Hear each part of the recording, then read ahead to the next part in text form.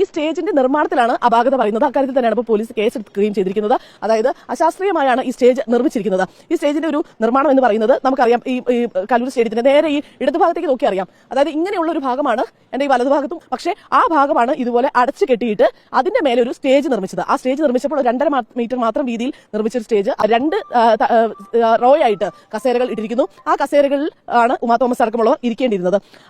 Uma Thomas MLAക്ക് സംഭവിച്ചിട്ടുള്ള ഈ ഒരു അപകടത്തിന്റെ വാർത്ത നമ്മൾ എല്ലാവരും കണ്ടതാണ്. വളരെ ദുഃഖകരമായിട്ടുള്ള ഒരു വാർത്ത തന്നെയാണ്. ഇത്രയും അധികം VIP-കളെ പങ്കെടുക്കുന്ന വേൾഡ് റെക്കോർഡിന്റെ ഭാഗമാകാൻ പോകുന്ന ഒരു വേദിയിൽ എങ്ങനെയാണ് ഇത്രയും അധികം സുരക്ഷാ വീഴ്ചകൾ സംഭവിക്കുന്നത്?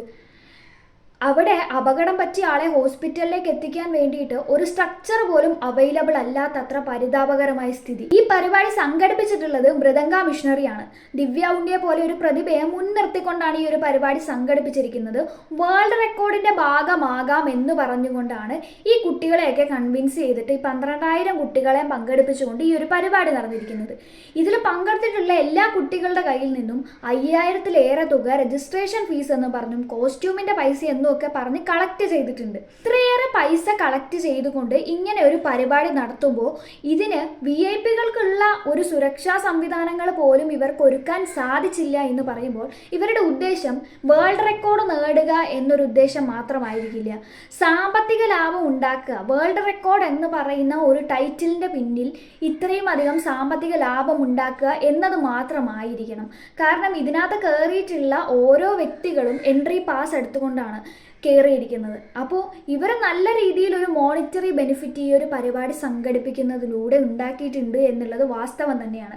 ഇപ്പോൾ ഈ ഒരു MLAക്ക് ഇങ്ങനെ ഒരു അപകടം സംഭവിച്ചതിന് ശേഷം മാത്രമാണ് ഇങ്ങനെയുള്ള വാർത്തകളെല്ലാം ചുരുളഴിയാൻ വേണ്ടി തുടങ്ങിയത്. പല കുട്ടികളുടെയും പാരൻസ് മുന്നോട്ട് വന്ന് പറയുകയുണ്ടായി, അവരുടെ കയ്യിൽ നിന്ന് ഇത്രയേറെ തുകയാണ് ഇവർ ഈ ഒരു പരിപാടിയിൽ പങ്കെടുക്കുന്നതിൻ്റെ പേരിൽ കളക്ട് ചെയ്തിട്ടുള്ളത് എന്നുള്ളത്. ഒരു വേൾഡ് റെക്കോർഡിന്റെ ഭാഗമാക്കാം എന്ന് പറഞ്ഞു കൺവിൻസ് ചെയ്തുകൊണ്ടാണ് ഈ കുട്ടികളെ എല്ലാം ഈ ഒരു പരിപാടിയിൽ പങ്കെടുപ്പിച്ചിട്ടുള്ളത്.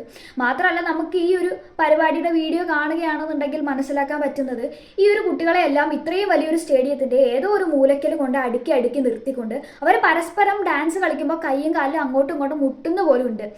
അത്രയും ഒരു കോർഡിനേഷൻ ഇല്ലാതെ വെറുതെ എന്തിനോ വേണ്ടി ഒരു പരിപാടി നടത്തുന്നു എന്നതുപോലെയാണ് ഈ ഒരു ഡാൻസ് പ്രോഗ്രാം നടന്നത്.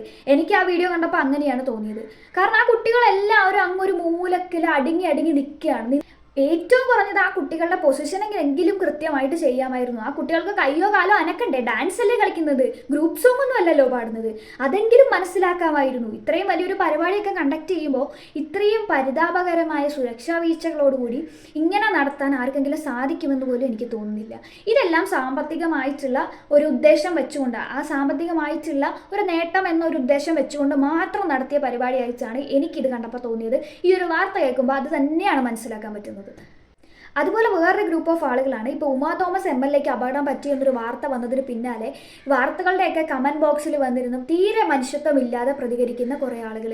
എങ്ങനെയാണ് ഇത്രയും അധികം മനുഷ്യത്വമില്ലാതെ പ്രതികരിക്കാൻ വേണ്ടി സാധിക്കുന്നത്? ഇനി അവർ ഏത് പാർട്ടിയിലുള്ള ആളുമായിക്കോട്ടെ, ഏതൊരു വ്യക്തിയുമായിക്കോട്ടെ, എന്തുമായിക്കോട്ടെ, എല്ലാത്തിനും ഉപരിയായിട്ട് അവരൊരു മനുഷ്യനാണ് എന്നൊരു പരിഗണന കൊടുത്തുകൊണ്ട് പ്രതികരിച്ചുകൂടെ? എങ്ങനെയാണ് ഇത്രയും മനുഷ്യത്വമില്ലാതെ പ്രതികരിക്കാൻ